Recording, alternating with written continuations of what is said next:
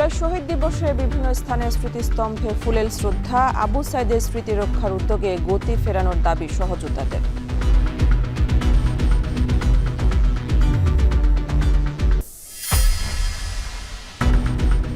কক্সবাজারে বন্যার পানি নামলেও খাদ্য ও বিশুদ্ধ পানির সংকট, দুর্গত এলাকায় ত্রাণের জন্য হাহাকার, দ্রুত পুনর্বাসন চান ক্ষতিগ্রস্তরা। বীজ ধান, কলমি শাক এগুলো আমাদের সব কিছু একেবারে বন্যার পানি ডুবে গেছে। বাসাবাড়ি, অনেকের খামার নষ্ট হয়ে গেছে, অনেকের মনে করেন যে দোকানপাট নষ্ট হয়ে গেছে।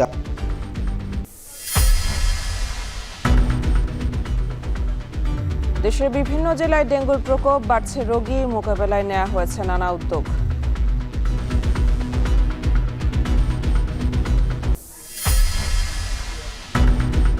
জামালপুরে 2 সড়কে অভিনব প্রতারণা, উন্নয়নের আশ্বাস দিয়ে খুলে নেওয়া হয়েছে 26 লাখ টাকা মূল্যের ইট, দ্রুত ব্যবস্থার দাবি স্থানীয়দের।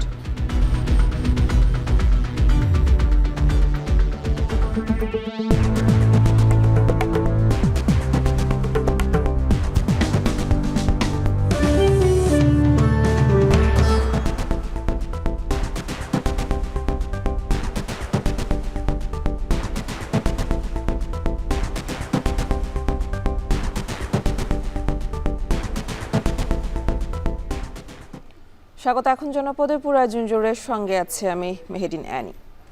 24 গণ অভ্যুত্থানের শহীদদের স্মরণে আজ সারা দেশে পালিত হচ্ছে জুলাই শহীদ দিবস। এই দিনে ফ্যাসিবাদ বিরোধী আন্দোলনে রংপুরে পুলিশের গুলিতে বেগম রোকেয়া বিশ্ববিদ্যালয়ের শিক্ষার্থী আবু সাইদ, চট্টগ্রামের কলেজ শিক্ষার্থী মোহাম্মদ ওয়াসিম আকরাম সহ কমপক্ষে 6 জন শহীদ হয়েছিলেন।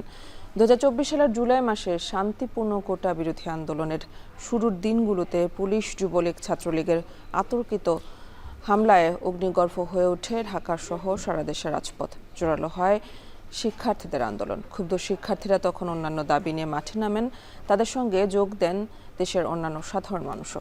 তবে এই আন্দোলনে প্রথম রক্তাক্ত দিনের সাক্ষী হয় রংপুরের মাটি। সেখানে স্বৈরাচারের পুলিশের সামনে বুক চিতিয়ে অসীম সাহস নিয়ে দাঁড়িয়ে যান বেগম রোকেয়া বিশ্ববিদ্যালয়ের শিক্ষার্থী আবু সাইদ। তবে স্বৈরাচারের রাইফেল সেই বুকেই প্রথম গুলি ছোড়ে, সেখানে লুটিয়ে পড়েন তিনি। এরপরই জুলাই শহীদদের প্রথম কাতারে নাম লেখান আবু সাইদ। এদিন চট্টগ্রাম কলেজ শিক্ষার্থী মোহাম্মদ ওয়াসিম আকরাম সহ কমপক্ষে 6 জন শহীদ হয়েছিলেন, যাদের আত্মত্যাগের ধারাবাহিকতায় ক্ষমতা ছাড়তে বাধ্য হয় তৎকালীন আওয়ামী লীগ সরকার। ভারতে পলায়ন করেন তৎকালীন প্রধানমন্ত্রী শেখ হাসিনা।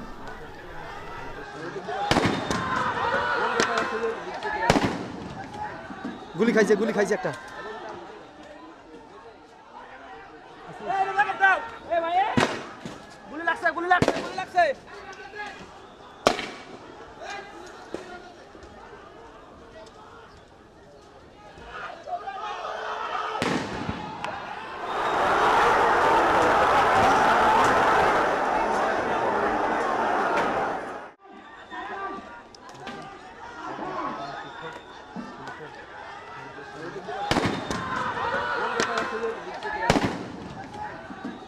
গুলি খাইছে একটা।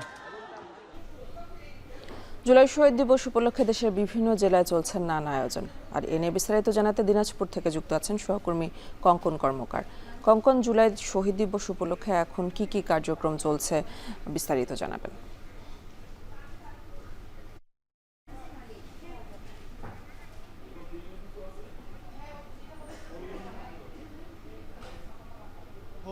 এই মুহূর্তে আমি অবস্থান করছি জুলাই শহীদদের স্মরণের যে মেমোরিয়াল নির্মাণ করা হয়েছে তার সামনে। এটি দিনাজপুরের যে বড় মাঠ তার সংলগ্ন যে জিমনেশিয়াম তার পাশে কিন্তু এটি নির্মাণ করা হয়েছে। সকাল থেকেই এখানে জুলাই শহীদদের স্মরণে হাজারো মানুষের যে শ্রদ্ধা সেটি তারা সকাল থেকে এখানে নিবেদন করছেন। সকালে আমরা দেখেছি যে আপনার সরকারি এবং বেসরকারি শিক্ষা প্রতিষ্ঠানের ছাত্রছাত্রী, শিক্ষকরা তারা কিন্তু এখানে এসেছেন। কিছুক্ষণ আগে কিন্তু এই শ্রদ্ধাঞ্জলি নিবেদন করাটা শেষ হয়েছে এবং এখনো অল্প পরিসরে ছোট ছোট দলে কিন্তু লোকজন আসছেন। সকাল থেকেই আমি যদি বলি যে জেলা প্রশাসকের যে অফিস, সরকারি বিভিন্ন দপ্তর, শিক্ষা প্রতিষ্ঠান, বিভিন্ন দলের নেতৃবৃন্দ তারা কিন্তু এখানে তাদের শ্রদ্ধা নিবেদন করেছেন। এর বাইরে কিন্তু এটি জেলা পর্যায়ের অনুষ্ঠান, এর বাইরেও কিন্তু দিনাজপুর উপজেলা লেভেল সেখানেও কিন্তু একই রকমের যে শ্রদ্ধা নিবেদনের আয়োজন করা হচ্ছে এবং সেটি কিন্তু চলছে। এর বাইরে আমি যদি বলি যে দিনাজপুরের হাজী দানেশ বিজ্ঞান ও প্রযুক্তি যে বিশ্ববিদ্যালয়, সেখানেও কিন্তু আলাদা করে একটি অনুষ্ঠানের আয়োজন করা হয়েছে এবং এর বাইরে আপনার দিনাজপুরের জেলা প্রশাসকের অফিসে কিন্তু এই জুলাই শহীদদের স্মরণ একটি আয়োজন করা হয়েছে এবং সেটি কিন্তু কিছুক্ষণ আগে শুরু হয়েছে। এর বাইরেও কিন্তু শিক্ষা প্রতিষ্ঠান এবং আপনার ধর্মীয় যে প্রতিষ্ঠানগুলো সেখানেও আপনার তাদের স্মরণে তাদের জন্য দোয়া মাহফিলের আয়োজন। এর বাইরে কিন্তু আপনার শিক্ষা প্রতিষ্ঠানগুলোতেও তাদের স্মরণের কিন্তু বিভিন্ন রকমের অনুষ্ঠানের আয়োজন করা হয়েছে। তো সব মিলিয়ে আসলে এই জুলাই শহীদ 2 বছর হয়ে গেল, এখনো কিন্তু মানুষের মনের ভিতরে সেটি কিন্তু অনেকটাই জাগ্রত অবস্থা আছে। তো এই ছিল দিনাজপুরের শহীদদের স্মরণের সর্বশেষ খবর। জুলাই শহীদ দিবস উপলক্ষে নেওয়া হয়েছে নানা কার্যক্রম, আর সে খবরই জানাচ্ছিলেন সহকর্মী কঙ্কন কর্মকার। 24শে ছাত্র জনতার আন্দোলনে রংপুরের আবু সাইদ হয়ে উঠেছিলেন আন্দোলনের আইকন। তার মৃত্যুর মধ্য দিয়ে কোটা সংস্কার আন্দোলন রূপ নেয় রাষ্ট্র সংস্কার আন্দোলনে। শিক্ষার্থীদের কর্মসূচি দাবানলের মতো ছড়িয়ে পড়ে শহর থেকে গ্রামে। তবে মৃত্যুর 2 বছরের মাথায় সাইদের স্মৃতি রক্ষায় অন্তর্বর্তী সরকারের সময় নানা উদ্যোগ নেওয়া হলেও সেসব প্রকল্পের তেমন কোনো অগ্রগতি নেই। নিজ ক্যাম্পাসে আবু সাইদের স্মৃতি উপেক্ষিত হয় ক্ষোভ সহযোদ্ধাদের। আরও জানাবেন মোকাররম হোসাইন। আবু সাইদের কবরের আশপাশে রোপণ করা বৃক্ষেরা ডালপালা মেলেছে, পত্রপল্লবের রং হতে শুরু করেছে গাঢ় সবুজ। তবে সন্তানহারা পিতার মনে যে হারানোর বেদনা, শোকাতুর চাহনি, তার কি কোনো রং হতে পারে? এমন প্রশ্নের উত্তর খুঁজতেই হয়তো পুত্রের সমাধির দিকে অপলক মকবুল হোসেন। প্রিয় সন্তান আবু সাইদকে হারানোর 730তম দিনে এখনও তার সঙ্গী কেবলই আক্ষেপ। জনগণ, সরকার পয়সা করি যাই কিছুই দেখ, কিন্তু ছেলে হারানোর কারণে আমার কোনো আত্মা ঠান্ডা হলো। জীবন বিলিয়ে কোটা সংস্কার আন্দোলন থেকে রাষ্ট্র সংস্কার আন্দোলনের প্রেরণা রংপুরের বেগম রোকেয়া বিশ্ববিদ্যালয়ের শিক্ষার্থী আবু সাইদ হয়ে উঠেছিলেন জুলাই আন্দোলনের ফিনিক্স পাখি।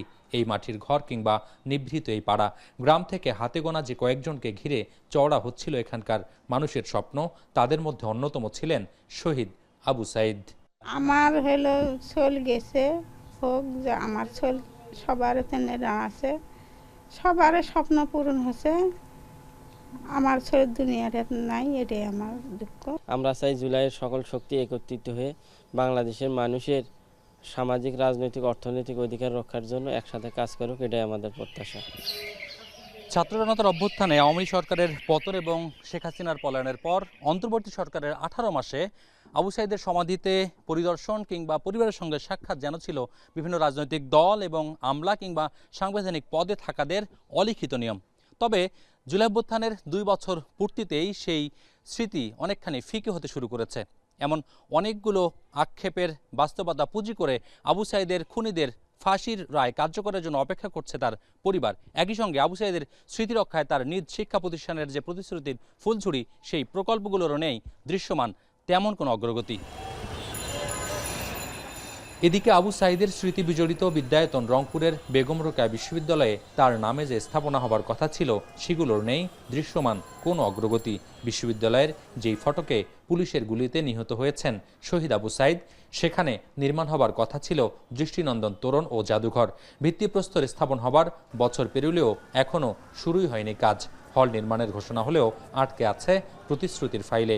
আড়ম্বরপূর্ণ আয়োজনে বইমেলা হবার কথা থাকলেও দ্বিতীয় বর্ষে এসেই ফিকে হয়ে যায় সেই আয়োজনও। নিজ ক্যাম্পাসে আবু সাইদের স্মৃতি উপেক্ষিত হওয়ায় ক্ষোভ সহযোদ্ধাদের। এমনিতেই উত্তরবঙ্গ তথা রংপুর চরম বৈষম্যের শিকার। যিনি বৈষম্যের বিরুদ্ধে এভাবেই বুক চিতিয়ে দাঁড়িয়ে গেলেন, তার সাথেই এ ধরনের তাকেই উপেক্ষিত করা হচ্ছে, এটি আসলে কোনোভাবেই কাম্য নয়। বর্তমান সরকার বেশি দিন হয় নাই, খুব 3 মাস থেকে 4 মাস হয়েছে। তো আমরা তাদের প্রতি এটা আশ্বাস রাখি, তারা দ্রুততম সময়ে এটা কাজগুলা করবে এবং আমাদের বিশ্ববিদ্যালয়ে আবু সাঈদের যে স্মৃতিটা রক্ষা করবে। তবে এমন দাবির সঙ্গে দ্বিমত বেগম রোকেয়ার উপাচার্যের। অন্তর্বর্তী সরকারের সময় নেয়া প্রকল্পের দরপত্র প্রক্রিয়া, প্রকল্প বাস্তবায়নে সরকারের একাধিক সংস্থার সংশ্লিষ্টতাকে বাস্তবায়নের দীর্ঘসূত্রিতার কারণ বলছেন তিনি। এছাড়া আবু সাঈদ হত্যার দায়ে আন্তর্জাতিক অপরাধ ট্রাইব্যুনালে দণ্ডিত বিশ্ববিদ্যালয়ের শিক্ষক, কর্মকর্তা কর্মচারীদের বহিষ্কার করা হয়েছে জানিয়ে আবু সাঈদের স্মৃতিবিজড়িত প্রকল্প দ্রুত বাস্তবায়নের আশ্বাস উপাচার্যের। প্রশাসনিক যে স্টেপগুলো আছে, স্টেপগুলো আমাদের ওভারকাম করার জন্য বিশ্ববিদ্যালয় প্রশাসনের কোনো দায়বদ্ধতা না। এই বিশ্ববিদ্যালয় প্রশাসন এটা সবসময় তাদেরকে দাবি করতেছে, ইউজিসিকে, শিক্ষা মন্ত্রণালয়কে, যথাযথ কর্তৃপক্ষকে। 2024-এর 16 জুলাই কোটা সংস্কার আন্দোলন চলাকালে জীবন উৎসর্গের মধ্য দিয়ে আবু সাঈদ হয়ে ওঠেন আন্দোলনের প্রতীক। দেশের গণ্ডি পেরিয়ে আন্তর্জাতিক অঙ্গনে বহুল আলোচিত আবু সাঈদের ত্যাগ পরবর্তী প্রজন্মকে শানিত করবে জানিয়ে শহীদ আবু সাঈদের স্মৃতি রক্ষায় সামাজিক ও রাষ্ট্রীয় উদ্যোগের দাবি সহযোদ্ধাদের। মোকাররম হোসাইন, এখন, রংপুর। চাঁপাইনবাবগঞ্জের 250 শয্যা বিশিষ্ট জেলা হাসপাতালে প্রতিদিন প্রায় 500 রোগী ভর্তি থাকেন। দীর্ঘদিনের চিকিৎসক সংকটের মধ্যেই সম্প্রতি 7 জন চিকিৎসক বদলি হওয়ায় পরিস্থিতি আরও জটিল হয়েছে। ফলে সীমিত জনবল নিয়ে সেবা দিতে হিমশিম খাচ্ছে হাসপাতাল কর্তৃপক্ষ। এনে বিস্তারিত জানাতে চাঁপাইনবাবগঞ্জের 250 শয্যা বিশিষ্ট জেলা হাসপাতাল থেকে যুক্ত আছেন সহকর্মী সোহান মাহমুদ। সোহান, এই যে চিকিৎসক সংকট, তো এই বিষয়ে হাসপাতাল কর্তৃপক্ষ কি বলছেন আর সমস্যার সমাধানে তাদের পরিকল্পনা কি?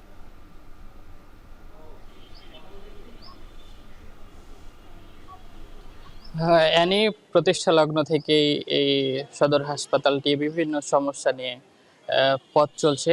ইতিমধ্যেই কয়েকজন চিকিৎসককে বদলি করা হয়েছে, এটি রাজনৈতিক কারণে বলছেন সংশ্লিষ্টরা। এই 7 জনকে বদলি করার পরই এই হাসপাতালটি একেবারে চিকিৎসা সেবা ব্যাহত হচ্ছে। আমরা সকাল থেকেই রয়েছি, বিভিন্ন রোগীরা আসছেন, রোগীরা এসে দীর্ঘ সময় ধরে লাইনে দাঁড়িয়ে থাকতে হচ্ছে, তারপরে আসলে এই চিকিৎসা সেবা মিলছে। এখানে আপনাকে জানিয়ে রাখি 85 জন চিকিৎসক থাকার কথা, তার বিপরীতে রয়েছেন মাত্র 38 জন, অর্থাৎ প্রায় অর্ধেকেরও কম রয়েছেন এখানে।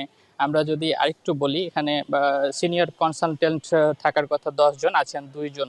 এছাড়াও জুনিয়র কনসালটেন্ট থাকার কথা 14 জন, তার বিপরীতে আছেন অর্ধেক, মানে 7 জন। এতে কিন্তু চিকিৎসা সেবা একেবারে ব্যাহত হচ্ছে। বিভিন্ন উপজেলা থেকে যে রোগীগুলো আসছেন তাদেরকে এখান থেকে রেফার্ড করে পাঠানো হচ্ছে রাজশাহী মেডিকেল কলেজ হাসপাতালে, কারণ এখানে পর্যাপ্ত চিকিৎসা দিতে পারছেন না হাসপাতাল কর্তৃপক্ষ। আমরা সকাল থেকে এখানে যেহেতু রয়েছি, লাইনে দাঁড়িয়ে যারা রয়েছেন তারা বলছেন সকাল 8:30 থেকে লাইনে দাঁড়িয়ে রয়েছেন, এখন পর্যন্ত তারা চিকিৎসকের দেখা পাননি। অনেকে অসুস্থ অবস্থায় এসে আরও অসুস্থ হয়ে পড়ছেন, সেক্ষেত্রে আরও চাপ বাড়ছে। আমরা এখানকার চিকিৎসকদের সঙ্গে কথা বলছিলাম, তারা বলছেন সারাদিনে তারা 40 থেকে 45 জনের আগে রোগী দেখতেন, কিন্তু এখন বাধ্য হয়ে তারা 2 থেকে 250 জন করে একজন চিকিৎসক রোগী দেখছেন। সেক্ষেত্রে কিন্তু চিকিৎসার মান নিয়েও প্রশ্ন রয়েছে, কারণ একজন চিকিৎসক 250 রোগী দেখলে সে মান নিম্নমানের হবে, এইটাই স্বাভাবিক। আমরা কথা বলছিলাম এখানকার হাসপাতাল কর্তৃপক্ষের সঙ্গে, আরএমওর সঙ্গে। তিনি বলছেন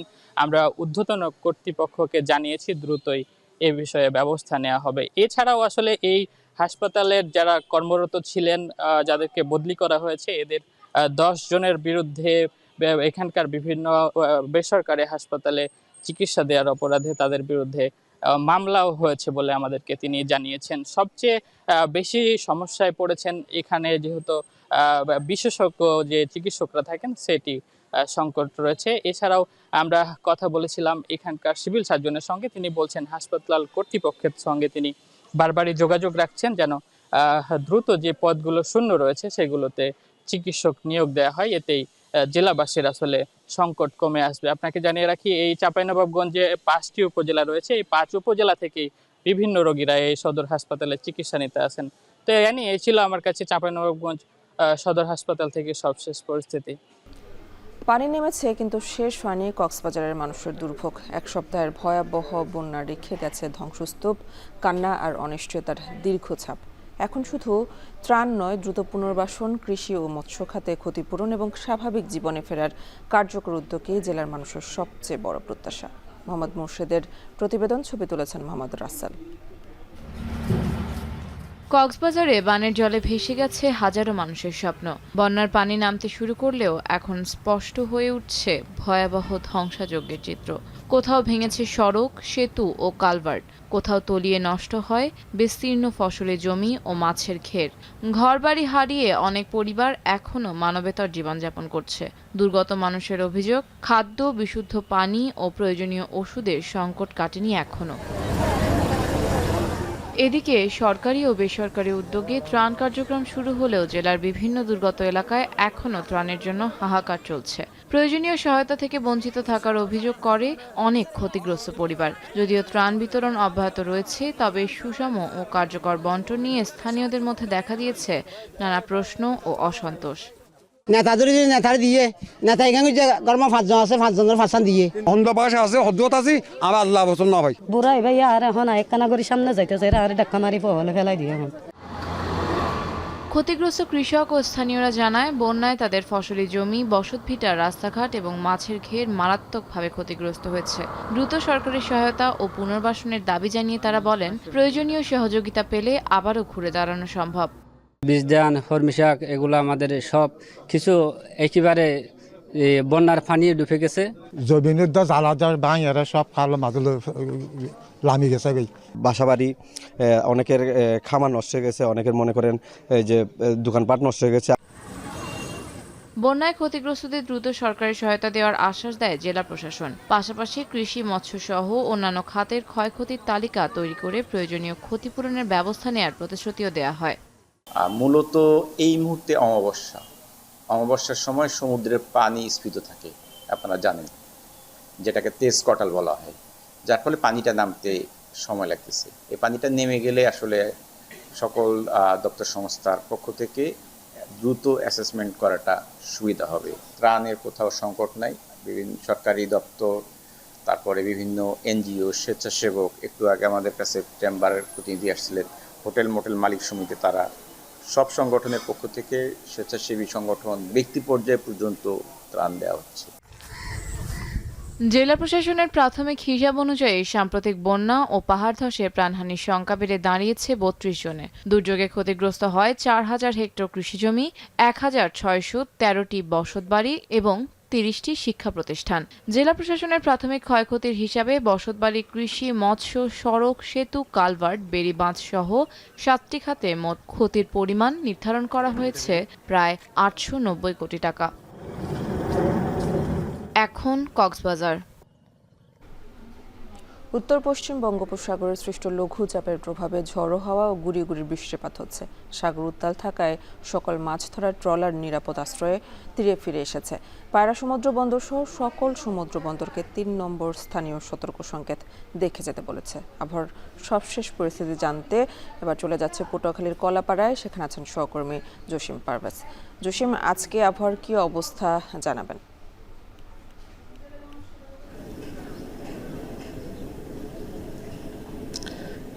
আজ কিন্তু গভীর রাত থেকেই এখন পর্যন্ত কিন্তু ঝড়ো হাওয়া এবং মেঘে মেঘে ভারী এবং মাঝারি ধরনের বৃষ্টিপাত হচ্ছে। আর এই ঝড়ো হাওয়ার কারণেই কিন্তু যেমন পূবালি বাতাস, এই ঝড়ো হাওয়াটি পূবালি বাতাস পূব দিক থেকে আসার ফলেই কিন্তু সমুদ্র এবং নদ নদীর পানি ফুসে উঠেছে। আর এই উত্তাল সমুদ্র এবং নদ নদীতে যে সকল জেলেরা মাছ শিকার করেন, তারা টিকতে না পেরে মাছ শিকার বন্ধ করে তারা নিরাপদ আশ্রয়ে মৎস্যবন্দর আলিপুর, মহিপুর এবং রাঙাবালি সহ বিভিন্ন যে পোতাশ্রয় রয়েছে, পোতাশ্রয় মানে হচ্ছে ছোট ছোট যে সকল খাল বা নদী থাকে, সেখানে তারা আশ্রয়ে এসেছেন এবং নোঙর করে অবস্থান করছেন। আমরা গতকালকেও খোঁজ নিয়েছি যে সে সকল নদীতে পানি বেড়েছে, সে সকল নদীর জেলেরা তারাও কিন্তু মাছ শিকার বন্ধ রেখেছেন, কেননা যখনই জোয়ার হয় তখনও কিন্তু অস্বাভাবিক ঢেউ হয়, আর ঢেউয়ের তোরে তারা মাছ শিকার করতে পারছেন না। এবং এই বৃষ্টির কারণে কিন্তু শ্রমজীবী মানুষ রয়েছে, তাদের শ্রম বিক্রি করতে পারছেন না। আর নিরাপদে যে বাড়ি ফেরা, আপনি দেখতেই পাচ্ছেন যে নদী পারাপারের মাধ্যমে অনেক শ্রমজীবী মানুষ শহরে আসেন, কিন্তু নদী উত্তাল থাকায়ও কিন্তু তাদের যোগাযোগ ব্যবস্থায় একটি স্থবিরতা এসেছে। আর কর্মক্ষেত্র তো আমরা বলেছি আগে যে তারা কাজ করতে পারছেন না।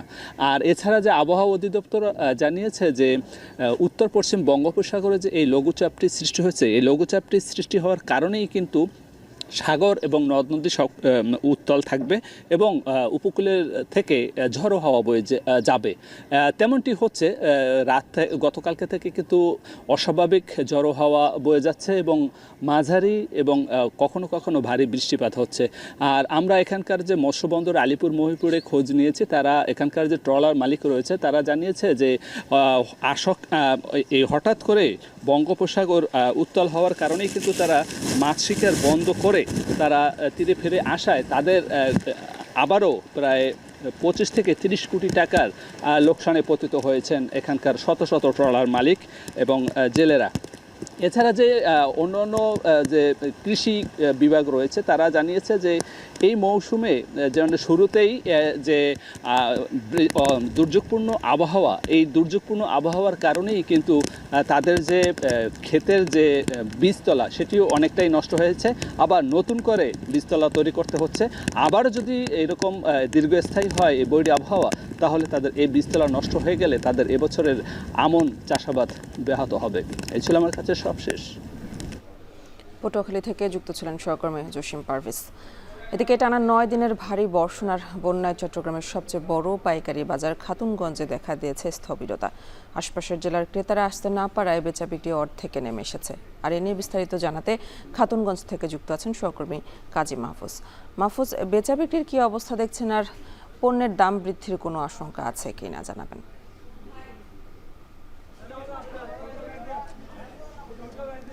চট্টগ্রামের গত 9-10 দিনের যে টানা বৃষ্টি, একই সাথে কিছু কিছু উপজেলা এবং জেলায় বন্যার সৃষ্টি হয়েছে, তার প্রভাবটি কিন্তু চট্টগ্রামের বৃহত্তম পাইকারি বাজারে খাতুনগঞ্জে এসে পড়েছে। যদিও খাতুনগঞ্জে এবার কোনো ধরনের পানি ওঠেনি এবং পণ্যের ক্ষয়ক্ষতি হয়নি, যেহেতু আশপাশের উপজেলা এবং জেলাগুলোতে ভারী বৃষ্টি ছিল, একই সাথে বন্যা হয়েছে, ফলে সেখানকার খুচরা এবং পাইকারি যারা ব্যবসায়ী আছেন তারা এই খাতুনগঞ্জের বাজারে পণ্য কিনতে আসতে পারেনি।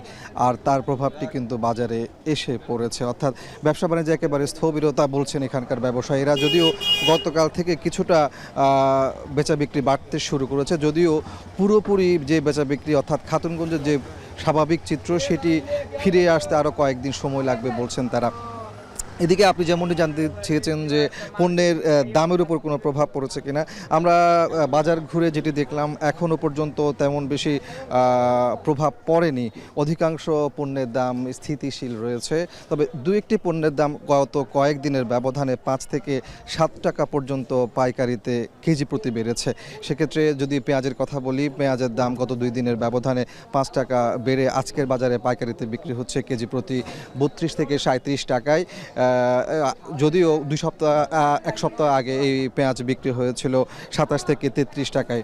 ব্যবসায়ীরা বলছেন আসলে কৃষক পর্যায়ে পেঁয়াজ সংগ্রহ করার পর আসলে মোকাম পর্যায়ে নিয়ে আনতে গত কয়েকদিনের বৃষ্টির কারণে সেটি ব্যাঘাত ঘটেছে, ফলে দাম কিছুটা বেড়েছে। তবে আগামী কয়েকদিনের মধ্যে সেটি স্বাভাবিক হবে তারা আমাদেরকে জানিয়েছেন।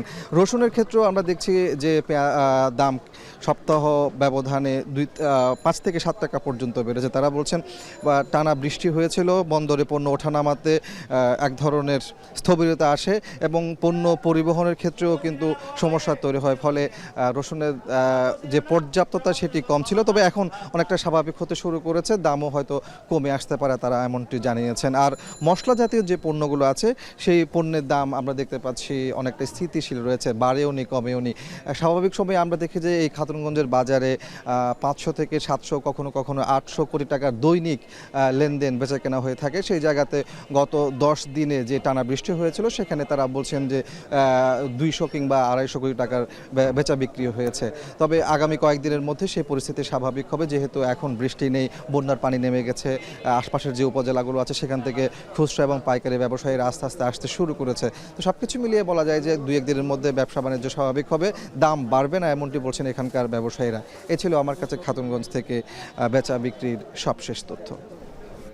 টানা বর্ষণের প্রভাব পড়েছে চট্টগ্রামের খাতুনগঞ্জে, আর সে খবরে জানাচ্ছিলেন সহকর্মী কাজী মাহফুজ।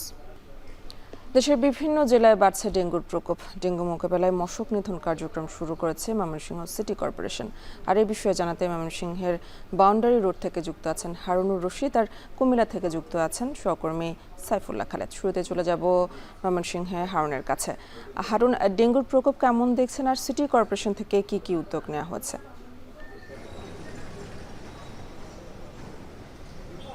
ময়মনসিংহের নগরীর যে 6টি ওয়ার্ডকে রেড জোন ঘোষণা করেছে ময়মনসিংহ সিটি কর্পোরেশন, এবং যে রেড জোন ঘোষণা করা হয়েছে যে এলাকাগুলো রয়েছে সেই এলাকাগুলোকে কিন্তু বিশেষ গুরুত্ব দিয়ে মশক নিধন কার্যক্রম করছে সিটি কর্পোরেশন। আমরা এখন যে জায়গাটিতে রয়েছি এটি হচ্ছে ময়মনসিংহ নগরীর বাউন্ডারি রোড এলাকা। এই এলাকাটিও কিন্তু যে ডেঙ্গুর রেড জোন হিসেবে পরিচিত, এবং আমরা দেখতে পাচ্ছি যে এখানে সিটি কর্পোরেশনের পক্ষ থেকে ফগার মেশিন দিয়ে মশার ওষুধ ছেটানো হচ্ছে এবং মশার ওষুধ স্প্রে করা হচ্ছে। এবং আমরা যেটি দেখছি যে এখানে এই ওয়ার্ডটিতে আজকে সারাদিনই সিটি কর্পোরেশনের কর্মীরা এখানে মশক নিধন করবেন এবং মশক নিধনের যে ওষুধ আসে সেই ওষুধগুলো স্প্রে করবেন। আমরা দেখতে পাচ্ছি যে এখানে বেশ কয়েকজন যারা এই কাজে অংশগ্রহণ করেছেন সিটি কর্পোরেশনের কর্মী, তারা কিন্তু তাদের যে কার্যক্রম সেটি পরিচালনা করছেন। এবং এখানে কিছুক্ষণের মধ্যেই ময়মনসিংহ সিটি কর্পোরেশনের যিনি প্রশাসক রয়েছেন রুকনুজ্জামান সরকার, তিনি আসবেন এবং তিনি এসে কিন্তু এই যে মশক নিধন যে কার্যক্রম সেটি পরিদর্শন করবেন বা পর্যবেক্ষণ করবেন বলে আমরা জানতে পেরেছি। আমি যদি একটু বলে রাখি যে এই মৌসুমের শুরুতেই কিন্তু ময়মনসিংহ নগরীর বিভিন্ন এলাকাতে ডেঙ্গু রোগীর সংখ্যা প্রচুর বাড়ছে। বিশেষ করে ময়মনসিংহ মেডিকেল কলেজ হাসপাতালে কিন্তু এই মুহূর্তে প্রায় 40 জন ডেঙ্গু রোগী ভর্তি রয়েছেন, এবং চলতি বছরে ডেঙ্গু মৌসুম শুরু হওয়ার পর থেকে এখন পর্যন্ত ময়মনসিংহ মেডিকেল কলেজ হাসপাতালে 268 জন রোগী ভর্তি হয়েছেন, এবং এর মধ্যে 5 জন রোগীর মৃত্যু হয়েছে চিকিৎসাধীন অবস্থায় আমরা জানতে পেরেছি। এবং এই বিষয়গুলো মাথায় নিয়েই কিন্তু সিটি কর্পোরেশন ক্রাশ প্রোগ্রাম শুরু করেছে মশক নিধনের জন্য। আমরা দেখেছি তাদের যে পরিষ্কার পরিচ্ছন্নতা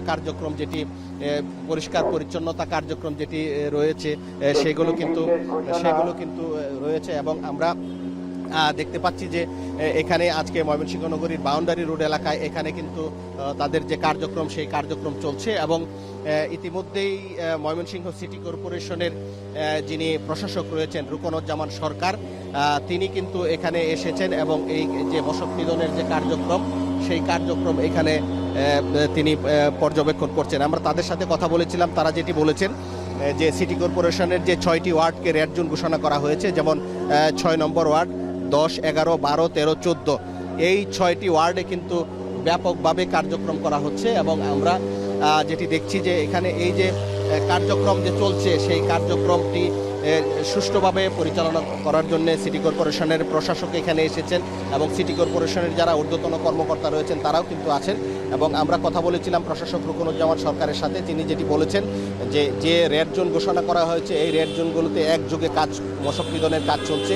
এছাড়াও সিটি কর্পোরেশনের যে 33টি ওয়ার্ড রয়েছে সেই 33টি ওয়ার্ডে পরিচ্ছন্নতা কার্যক্রমের পাশাপাশি তারা এই ডেঙ্গু মোকাবেলাকে গুরুত্ব দিয়ে কিন্তু তারা মশক নিধনের যে কার্যক্রম সেটি করছেন। এবং তারা একটি লিফলেট বিলি করছেন, মাইকিং করছেন সচেতন করার জন্য জনগণকে। এবং তারা যেটি বলেছেন যে ডেঙ্গু আক্রান্ত হওয়ার পরেই যেন চিকিৎসকের শরণাপন্ন হয়, এবং ডেঙ্গু সতর্কতায় যে কার্যক্রমগুলো রয়েছে সেগুলো যেন তারা পরিচালনা করে, সেটি কিন্তু তারা বলছেন। তো এই ছিল আমার কাছে ময়মনসিংহ থেকে সর্বশেষ।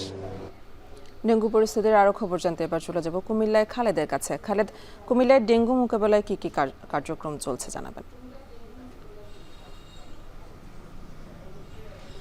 এনে ডেঙ্গু একসময় একটি শহুরে মশা হিসেবে পরিচিতি থাকলেও এটি কিন্তু ছড়িয়ে পড়ছে গ্রাম থেকে গ্রামান্তরে।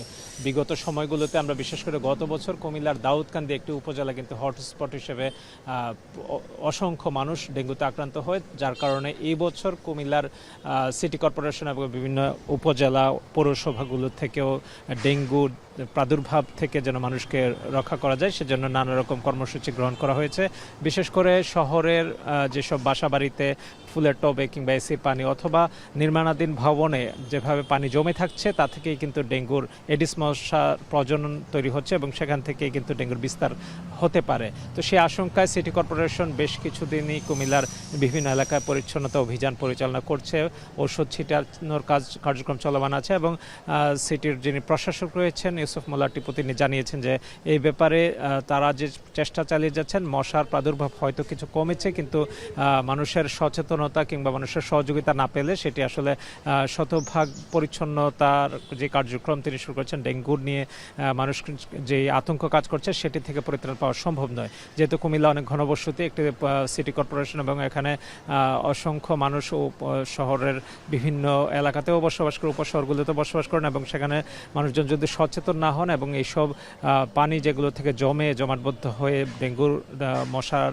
বিস্তার ঘটতে পারে সেগুলোর ব্যাপারে সচেতন হওয়ার জন্য তারা সিভিল সার্জন থেকে আহ্বান করা হচ্ছে এবং ইতিমধ্যে বেশ কিছু রোগী ডেঙ্গুতে আক্রান্ত হয়ে হাসপাতালগুলোতে ভর্তি হয়েছেন এবং সেটি আগস্ট এবং সেপ্টেম্বরের দিকে আরও বাড়তে পারে এরকম একটা আশঙ্কা রয়েছে। তো সেজন্য আসলে নগরবাসী এবং সকলে মিলেই কিন্তু এই পরিস্থিতিটাকে যেন উত্তরণ ঘটায় সেজন্য তারা সকলের কাছে সচেতনভাবে সহযোগিতা প্রত্যাশা করছেন। কারণ শহরের অনেক নির্মাণাধীন ভবন রয়েছে যেগুলোতে বৃষ্টির পানি জমে কিন্তু জলাবদ্ধ হয়ে আছে এবং বাসাবাড়ির আঙিনায় ফুলের টব এবং ঝোপঝাড়ের মধ্য থেকেও কিন্তু মশার বিস্তার ঘটছে এবং সেগুলোর ব্যাপারে মানুষকে আরও সচেতনতা এবং সহযোগিতা চাওয়া হয়েছে এবং আসলে অনেক ঔষধি কার্যকর ছেটানো হচ্ছে কিন্তু সব জায়গায় ঔষধের অপ্রতুলতা তো থাকছেই, যে কারণে কিন্তু এডিস মশার বিস্তার কিন্তু হয়ে যাচ্ছে। তো সেই জন্য মানুষজন আসলে ডেঙ্গু নিয়ে যে আতঙ্ক কাজ করছে নিশ্চয়ই সেইটা দূর করতে সবার সিটি কর্পোরেশন এবং জনসাধারণের সম্মিলিত প্রচেষ্টায় কার্যক্রম চালিয়ে যাবে। দেশের ডেঙ্গু পরিস্থিতি নিয়ে জানাচ্ছিলেন সহকর্মীরা। কার্পেটিং হবে এই আশ্বাসে ডাকা হলো উদ্বোধনী অনুষ্ঠান, মিষ্টিমুখ করাতে খাওয়ানো হলো জিলাপিও। এরপর উন্নয়ন নয়, 1 মাস ধরে সড়কের ইটই খুলে বিক্রি করে দিল একটি প্রতারক চক্র। একই কৌশলে আরেকটি সড়কের ইট বিক্রি করতে গিয়ে ধরা পড়ে তারা। জামালপুর সদর উপজেলার রশিদপুর ইউনিয়নের 2 সড়ক ঘিরে এই অভিনব প্রতারণার বিস্তারিত জানাচ্ছেন জুয়েল রানা। একসময় ইটের সলিংয়ে চলাচল ছিল স্বাভাবিক, কিন্তু এখন পুরো সড়ক জুড়েই শুধু গর্ত আর খোয়া, হাঁটাও যেন দুর্ভোগ। জামালপুর সদর উপজেলার রশিদপুর ইউনিয়নের গজারিয়া আটা থেকে ময়নার মোড় পর্যন্ত প্রায় 3 কিলোমিটার এই সড়কটির এমন চিত্র মাত্র 2 মাসের ব্যবধানে। গত মে মাসে নতুন কার্পেটিংয়ের কাজ শুরু হবে এমন ঘোষণা দিয়ে স্থানীয় জনপ্রতিনিধি, আইনজীবী ও এলাকাবাসীকে নিয়ে আয়োজন করা হয় উদ্বোধনী অনুষ্ঠান। মিষ্টিমুখ করাতে বিতরণ করা হয় জিলাপি। এরপর 1 মাস ধরে প্রকাশ্যেই সড়কের সব ইট খুলে ট্রাকে তুলে বিক্রি করে দেয় প্রতারক চক্র। ফলে এখন প্রায় পুরো সড়কই চলাচলের অনুপযোগী। দ্রুত সড়কটি পুনর্নির্মাণের দাবি জানিয়েছেন স্থানীয়রা। প্রত্যেক সাইডে 2 ফুট করে কার্পেটিং 12 ফিট করে রাস্তা হবে। এই সরকারের কাছে আমরা একটাই দাবি, রাস্তাটা হোক। গজারিয়া আটা গ্রামের ঘটনায় সফল হওয়ার পর একই কৌশলে গত 16 জুন চাঁদপুর এলাকার আরেকটি সড়কের ইট খুলে বিক্রির চেষ্টা করে চক্রটি। তবে এবার স্থানীয়দের সন্দেহ হলে তারা কাজ বন্ধ করে দেন। প্রকল্পের বৈধ কাগজপত্র দেখাতে না পারায় মূল হোতা মান্নান সহ 11 জনকে আটক করে পুলিশের হাতে তুলে দেওয়া হয়। আমি ইট তুলতে একটু বলছিলাম, দেখি আমার মারার না গিয়েছিল। আগে ইট বিছে না সিলভেনকে দেখছি, এই ইট তুলে বেঁচে খাইছে। উদ্বোধনী অনুষ্ঠানে উপস্থিত জনপ্রতিনিধিরাও বলছেন তারাও প্রতারণার শিকার হয়েছেন। সরকারি উন্নয়ন প্রকল্পের কাজ মনে করেই অনুষ্ঠানে অংশ নিয়েছিলেন। পরে প্রতারণার বিষয়টি জানতে পেরে অভিযুক্তদের আটকে পুলিশের কাছে সোপর্দ করা হয়। রাস্তার ইটগুলো যে আমাদের সকলের সম্মুখে আমাদেরকে ধোঁকা দিয়ে তুলে নিয়ে বিক্রি করে দেওয়া হচ্ছে কিংবা আমাদের সাথে প্রতারণা করতেছে, এটা আমরা আগে আদৌ বুঝি নাই। এদিকে সড়ক দুটি এলজিইডির আওতাভুক্ত হলেও সেখানে নতুন কোনো কার্পেটিং প্রকল্প অনুমোদনের তথ্য নেই বলে জানিয়েছে সংস্থাটি। উপজেলা প্রশাসন জানিয়েছে একটি সড়ক ইতোমধ্যে আংশিক সংস্কার করা হয়েছে, অন্যটিও দ্রুত সংস্কারের উদ্যোগ নেওয়া হবে। এই রাস্তাগুলো খুব দ্রুত গতিতে সংস্কারের ব্যবস্থা নেওয়া হয়েছে। অলরেডি একটা রাস্তা কিছুটা হলেও পুনঃসংস্কার করা হয়েছে এবং বাকিগুলো করার প্রয়োজনীয় পদক্ষেপ নেওয়া হচ্ছে। এলজিইডির চলমান কোনো প্রকল্প চলমান নাই। পরবর্তীতে আমরা সরজমিনে পরিদর্শন করে প্রকল্প গ্রহণের ব্যবস্থা নেব। এর দ্বারা এলাকার সাধারণ মানুষের দুঃখ দুর্দশা লাভ করবে। স্থানীয় জনগণকে উদ্বুদ্ধ করে আমরা তাদেরকে সেখানে আটক করি এবং তাদেরকে পুলিশ দিয়ে গ্রেপ্তার করিয়ে পরবর্তী সময়ে ইউনো মহোদয়ের নেতৃত্বে আমাদের সেই ইউনিয়ন পরিষদের সচিব মহোদয়কে বাদী করে মামলা করা হয়। প্রাথমিক হিসাবে দুটি সড়ক থেকে অন্তত ২৬ লাখ টাকার বেশি মূল্যের ইট বিক্রি করেছে প্রতারক চক্র। স্থানীয়দের দাবি, অভিযুক্তদের দৃষ্টান্তমূলক শাস্তির পাশাপাশি দ্রুত এই সড়ক পুনর্নির্মাণ করে জনদুর্ভোগের অবসান ঘটাতে হবে। এখন জামালপুর। পাবনায় অ্যাম্বুলেন্সে করে মরদেহ হাসপাতাল থেকে বাড়িতে নেওয়ার পথে বাস অ্যাম্বুলেন্স সংঘর্ষে 2 জন নিহত হয়েছে, আহত হয়েছেন আরও 2 জন। বৃহস্পতিবার সকালে পাবনার আতাইকুলায় এ দুর্ঘটনা ঘটে। পুলিশ জানায় রাজশাহী থেকে একটি মরদেহ নিয়ে অ্যাম্বুলেন্সটি পাবনার সাথিয়া উপজেলার মাহমুদপুর এলাকায় যাচ্ছিল। পথে পাবনা সদর উপজেলার আতাইকুলা, সোরাডাঙ্গি, করইতলা এলাকায় পৌঁছালে ঢাকা থেকে পাবনাগামী যাত্রীবাহী বাস পাবনা এক্সপ্রেসের সাথে সংঘর্ষ হলে অ্যাম্বুলেন্সের চালক রাজ ও অ্যাম্বুলেন্সে থাকা মৃতের স্বজন বুলু খাতুন ঘটনাস্থলে নিহত হন। এ ঘটনায় আহত হয় আরও 2 জন। তাদের পাবনা জেনারেল হাসপাতালে ভর্তি করা হয়েছে।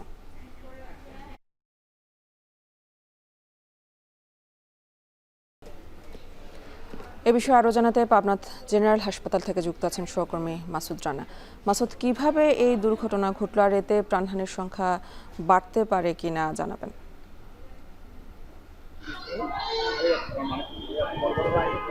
অ্যানি, আসলে আমরা ঠিক সকাল 7:30টার দিকে কিন্তু পাবনার যে আতাইকুলা সরাডাঙ্গি পাবনা ঢাকা মহাসড়ক এলাকায় এই ঘটনাটি ঘটেছে। আসলে মূলত এই অ্যাম্বুলেন্সবাহী যে যানটি ছিল সেটি আসলে রাজশাহী থেকে সাথিয়ার উদ্দেশ্যে কিন্তু এই লাশ নিয়ে কিন্তু তিনি বাড়ি যাচ্ছিলেন। অপর দিক থেকে পাবনা এক্সপ্রেস একটি যাত্রীবাহী বাসের সাথে মুখোমুখি সংঘর্ষ হয়। এই ঘটনাস্থলে কিন্তু 2 জন নিহত হয়। এছাড়াও কিন্তু বেশ কয়েকজন আহতের ঘটনাও শুনছি আমরা। ঠিক কিছুক্ষণ আগেই কিন্তু গুরুতর আহত একজন রাজশাহী থেকে রাজশাহী চিকিৎসাধীন অবস্থায় নিয়ে যাওয়ার পথে কিন্তু একজন মৃত্যু হয়েছে, সেটি কিন্তু নিশ্চিত করেছে এখানকার যারা পুলিশ রয়েছে এবং প্রশাসনের কর্মকর্তারা কিন্তু তারা আমাদেরকে জানিয়েছেন। এই ঘটনায় মোট 3 জন নিহতর খবর কিন্তু আমরা এখন পর্যন্ত শুনতে পেয়েছি। এছাড়াও কিন্তু আরও বেশ কয়েকজন আহত রয়েছে, তারাও কিন্তু আশঙ্কাজনক অবস্থায় রাজশাহী মেডিকেল কলেজ হাসপাতালে চিকিৎসাধীন রয়েছে বলে পুলিশ আমাদেরকে জানিয়েছে। আসলে সব মিলিয়ে এখন পর্যন্ত কিন্তু 3 জনের নিহত খবর আমরা জেনেছি। এছাড়াও কিন্তু বেশ কয়েকজন আহত রয়েছে। এছাড়াও কিন্তু এই লাশবাহী অ্যাম্বুলেন্স থাকা যে চালক ছিল তিনিও কিন্তু এই ঘটনাস্থলেই তার মৃত্যু হয়েছে। এই ঘটনার পরে থেকে কিন্তু ঘটনাস্থল এবং স্বজনদের মধ্যে কিন্তু একটি যে বিরাট চলছে। আসলে আহত খবরের পরপরই কিন্তু ঘটনাস্থল এবং যে এলাকায় সেটি কিন্তু আমরা দেখেছি যে তারা স্বজনরা এখানে পাবনা জেনারেল হাসপাতাল থেকে লাশটি উদ্ধার করে তারা তাদের বাড়িতে নিয়ে গেছেন এবং সেই সাথে আমরা দেখেছি যে চিকিৎসাধীন অবস্থায়ও কিন্তু কিছুক্ষণ আগে একজন মারা গিয়েছে। আসলে পাবনা থেকে এই ছিল সর্বশেষ। পাবনার সড়ক দুর্ঘটনার খবর জানাচ্ছিলেন সহকর্মী মাসুদ রানা। কিশোরগঞ্জের মিঠামইনে উপজেলার সাময়িক পদ স্থগিত হওয়া বিএনপি সভাপতি জাহিদুল আলম জাহাঙ্গীর হত্যার ঘটনায় 3 জনকে গ্রেফতার করেছে পুলিশ। বুধবার রাতে তাদের গ্রেফতার করা হয়। এর আগে মিঠামইন উপজেলা সদরের কামালপুর বেড়িবাঁধ এলাকায় নিজ বাড়ির সামনে কুপিয়ে হত্যা করা হয় জাহিদুল আলম জাহাঙ্গীরকে। পুলিশ জানায় বাজার থেকে বাড়ি ফেরার সময় 3 হামলাকারী ধারালো অস্ত্র দিয়ে জাহাঙ্গীরের উপর অতর্কিত হামলা চালায়। তাকে রক্ষা করতে গেলে হামলাকারীদের কোপে আহত হন হাদিস মিয়াও। আহত দুজনকে হাসপাতালে নেওয়া হলে চিকিৎসক জাহিদুল আলম জাহাঙ্গীরকে মৃত ঘোষণা করেন।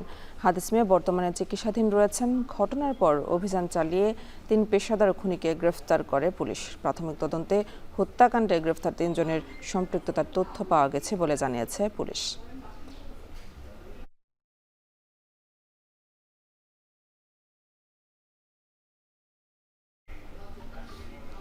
সময় হলো আরো একটি বিরতির, ফিরছে একটু পরেই।